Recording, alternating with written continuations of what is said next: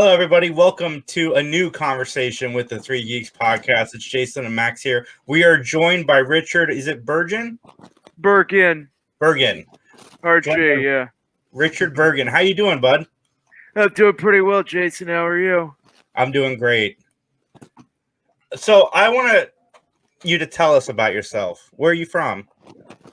Well, I grew up in St. Louis. I live in Chicago now, so I'm definitely from kind of that Midwest region. And I am a writer and director. I recently directed the psychological horror film Fang, which is currently in post-production. That's really cool. What made you get into film? Like, what's your inspirations to want to not only be, because you're an actor in the movie as well, but not only do that. I didn't act in it. What's that? Well, I didn't act in it. I did a bunch of stuff, but I figured, I wrote the script, I directed it, I'm executive producer. I don't need to act on top of everything else. IMDb is a liar. Okay, so it's all good. What made you want to become a writer-director? Like, who's your influences? Well, I think at a certain point I realized that, it's not so much that I want to make the movie, it's that I can't not make the movie. I just feel this in my bones. I just have to do this. I don't have any choice.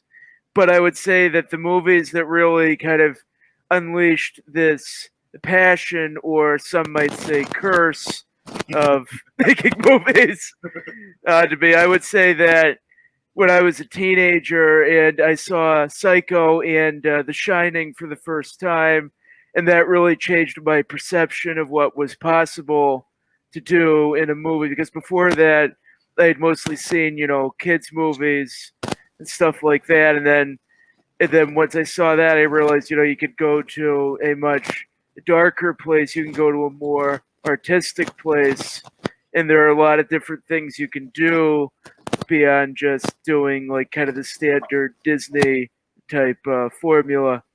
Yeah, I'd say Psycho is pretty far off from did you get not a Disney movie. Did you get to see Psycho without the ending being spoiled prior to going into it? I did see it before I knew what the ending was. Okay, that's awesome. Because when I saw it, I knew the reveal. And a lot of people. I know what's going to happen in the shower. I didn't know about the ending. Yeah, I know a lot of people. Everybody knows the shower scene. Right. They don't realize how significant Psycho was, and what that whole ending, the twist, and Janet Leigh dying halfway through the movie. The movie is so brilliant on so many levels. I know. Yeah, it revolutionized film.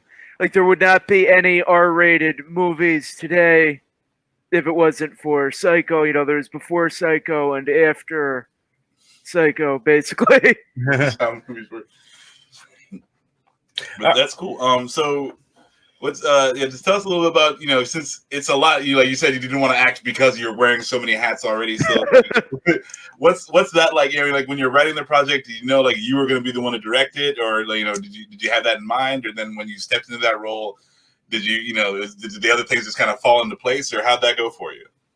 Well, I wrote the script for Fang over a period of 5 months, and I did write it with the intention of directing it as soon as I finished the script. I don't know if it's the kind of thing that a major studio would kind of buy on spec, but yeah. So I wrote it with the intention of making it as kind of cheap to film as possible, so it would be very, so I could actually do it myself, because I think the biggest obstacle to getting a movie made is the money. Most people don't have millions of dollars lying around to make a movie, and most people aren't going to get offered millions of dollars to make a movie when they haven't made a movie before. So it's kind of a vicious circle there. So I figured the solution is, just do it like very limited locations, limited characters, kind of scale it down as much as possible, and then I can make the movie. And I wanted to make sure the story would support that kind of a approach. Okay. Where did you come up with the story? Well, the story, a lot of it was inspired by different life experiences that I've had. Okay. So my horror comes from a very like home is where the horror is. That's my motto. Oh no. Oh. So shoot, how am I going to word this? So like, explain to the audience what the movie's about.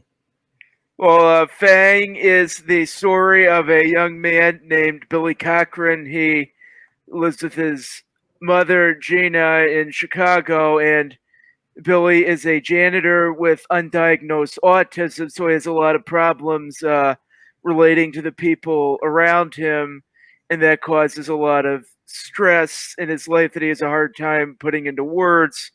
So then one night, Billy is lying in bed. He gets up to go to the bathroom, and then there's this rat in the bathroom that jumps out and bites him. And after that, Billy's sanity really starts to unravel, and he starts to become convinced that he's transforming into a giant rat himself. That's the most I could say without giving anything away. All right, no, I dig it. All right. Thanks. Yeah. How long does it take to write a movie script like this? It took him 5 months. 5 months. I'm sorry. That's okay. Well, it's actually 5 months is unusually fast for me anyway. but this one, because I drew from some autobiographical stuff while writing it, that made it go somewhat faster. But yeah, so 5 months is the bare minimum.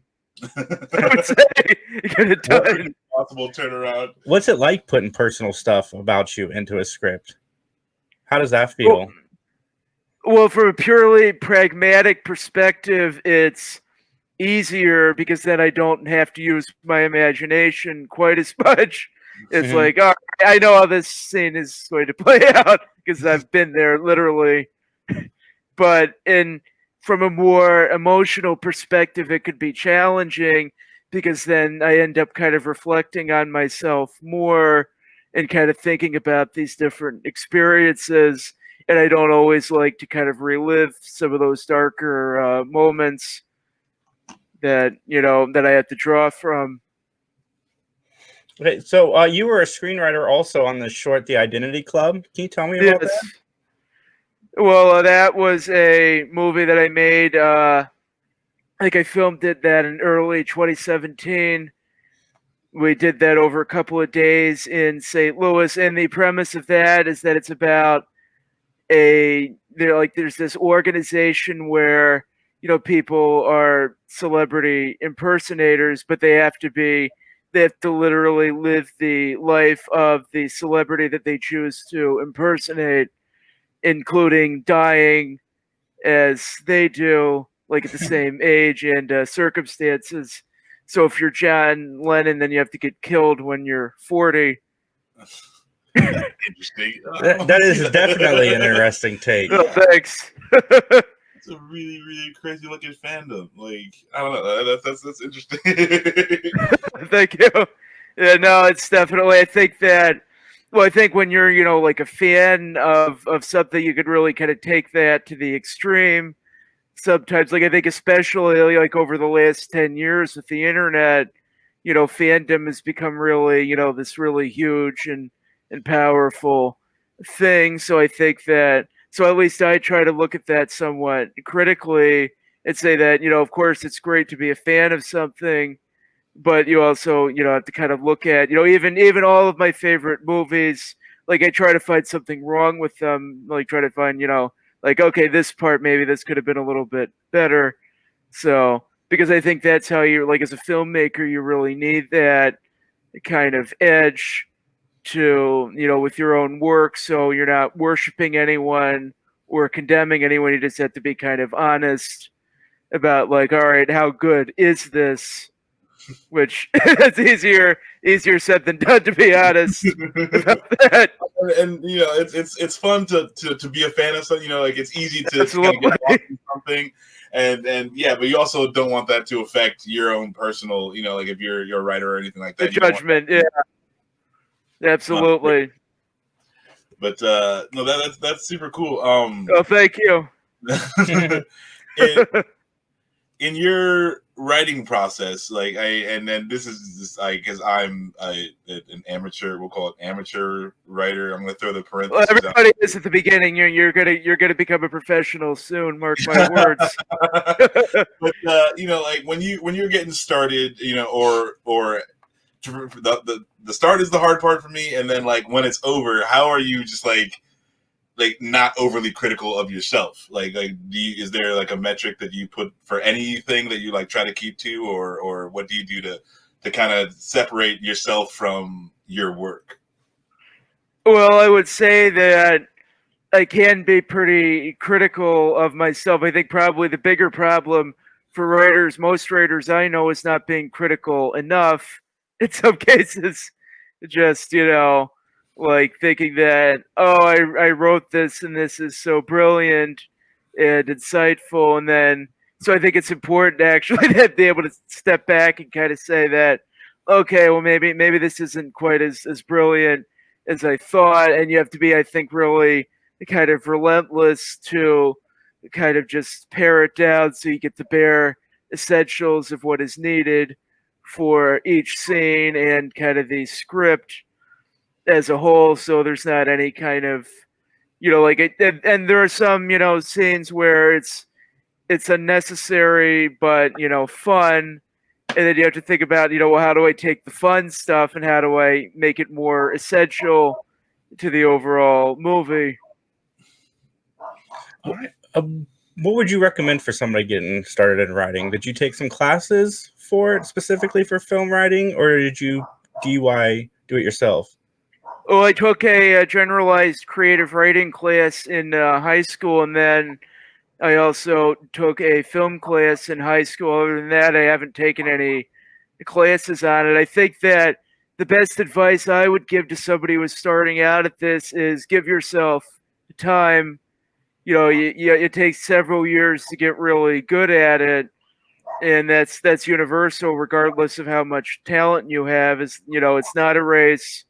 You just have to stick with it for as long as it takes, and whatever process you find is the best for you, you just have to stick with it and work through all the problems that you're going to run into, and then eventually you'll come up with something good. Okay, yeah, it sounds like my philosophy with podcasting. I always tell people just start doing it, and it sounds like you're just saying just start writing, and eventually the skill will start to develop as you get to the end, or as you work through projects. Oh, yeah, for sure. Yeah, like even if you're not really even if you're not the most kind of creative writer, just on a technical level, your skills are going to get better, because I do know some people who are very creative, but they're lacking in the technical skills to express their creative ideas, and that can be really tough, because you could see that they have this spark of genius, but it's not really developed genius. So even if you're a genius, you still need to work to express yourself better. So how do you go about casting Fang? Do you pull in friends, or do you have auditions? How does that work? Well, for each of the major roles, I think we got, it was somewhat different with each person, but for most of the roles in the movie, I went on backstage.com and posted audition notices saying, hey, we want somebody to play, this character. And so for the lead role of Billy, and I found my actor Dylan LeRae through Backstage, and what really stood out to me about his audition is that he really captured the nonverbal aspects of the character, because when most actors audition, they're very focused on, like, I want to do this monologue, I want to show acting, exclamation point. But Dylan really kind of captured the physicality of Billy, kind of showed that he showed this kind of nervous physical movements on camera, and that really stood out to me more than any of the other auditions I saw. So that's ultimately why I gave the role to him.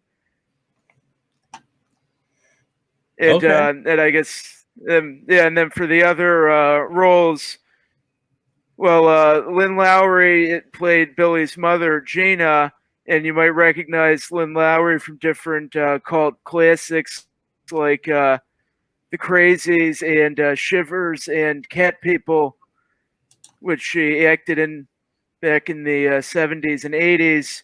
And Lynn actually contacted me and was asking, because she said, I saw you're, doing a movie, and I was wondering if there'd be any role for me. And I was like, yeah. Hell yeah. So that's how she got the role of Gina. And then kind of the third wheel in their family relationship is Gina's caregiver, Myra, who was played by Jess Paul. And Myra is kind of the straight man, quote unquote, in this family unit because she's the only major character who's sane. She is kind of normal, and she's trying to help Billy and Gina to keep them from going over the edge, although Myra gets in a little bit over her head because she never really expected to be dealing with people who are quite like this.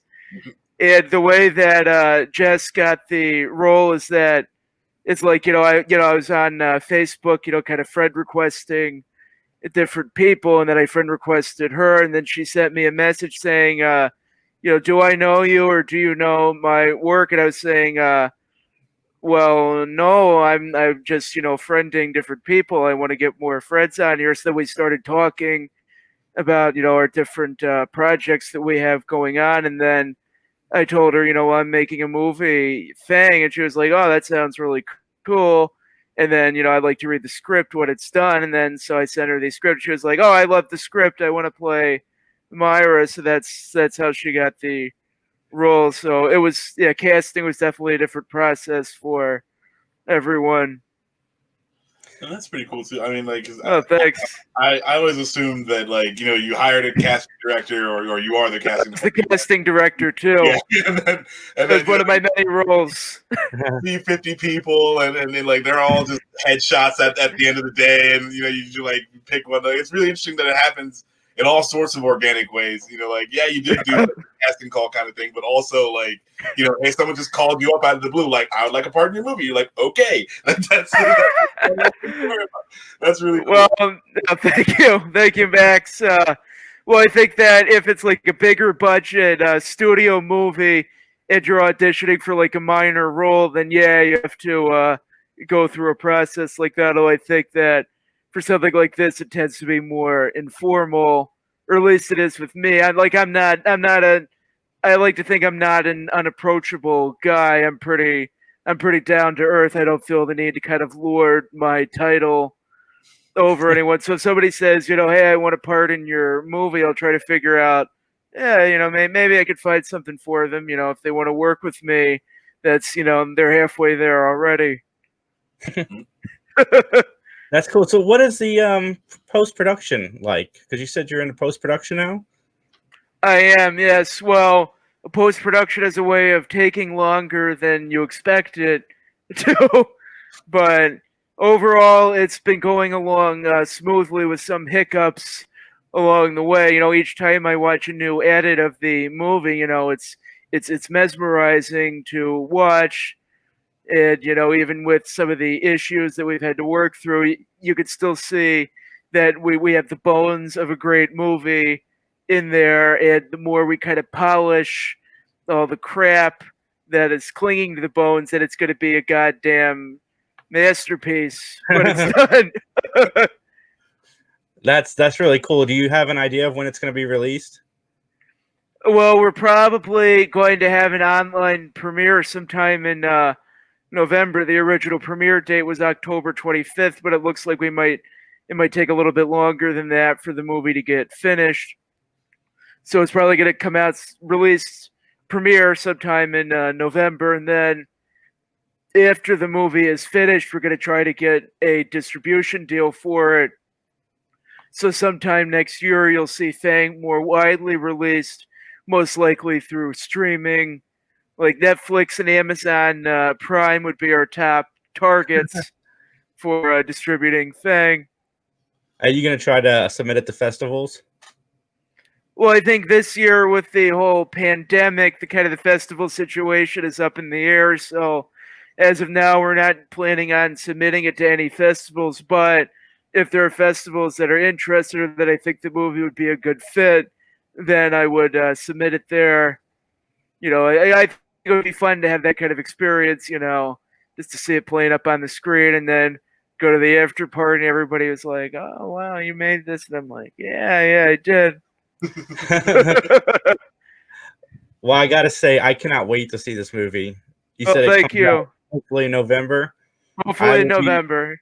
I will be at that premiere online if I can. It'll be great to check out. Thank you. Well, I can't wait to hear what you guys think of the movie after we unleash it on the world. I'm not the biggest horror guy. I'm a bit of a scaredy cat. So I'm gonna have to put on my big boy pants and watch the movie. But I'm excited to watch it too. It sounds really cool. Oh, thank you, Max. And if I cause you any trauma from my movie, I'm not legally responsible for any therapy bills. I'm just putting that out there. For my lawyer. Well, thank you, Richard. Can you tell everybody where they can find you, Jason? Medias? Oh yeah, so my the main social media page for Fang is the Facebook page titled Fang: the movie. That is a great resource for anyone who wants to learn more about it and seeing lots of pictures and some writing about the movie too. So that's the top resource for Fang, and then my top resource for learning more about me is my Facebook page, and I'm planning on getting a website soon. It's one of my ongoing projects, so hopefully that'll be up and running in the near future, and then you can find out more about me on there too. All right. Well, thanks again, Richard, for joining us. Hey, you're very welcome. Thanks for tuning in. I will put the links to the website for the movie and to Richard's Facebook and all of that fun stuff in the description. So from all of us at 3 Geeks, have a great day. You too. Have a great rest of your day, guys. All right.